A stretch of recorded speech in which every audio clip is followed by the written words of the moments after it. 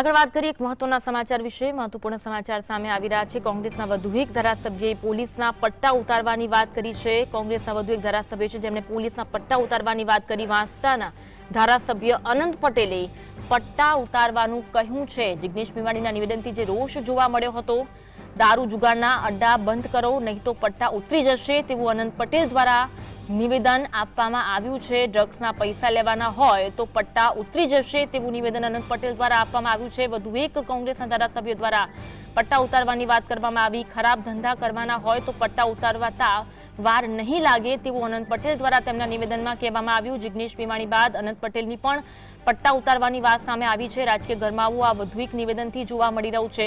નવસારીમાં ખેડૂતની સંબોધતી વખતે અનંત પટેલ દ્વારા આ નિવેદન આપવામાં આવ્યું છે, જેના કારણે રાજકીય ગરમાવો આવ્યો છે। જિગ્નેશ મેવાણીએ સાચું કહ્યું એટલે તેના પર તૂટી પડ્યા તેવું પણ અનંત પટેલ દ્વારા તેમના નિવેદનમાં કહેવામાં આવ્યું। ત્યારે કોંગ્રેસના વધુ એક ધારાસભ્યએ હવે પોલીસના પટ્ટા ઉતારવાની વાત કરી।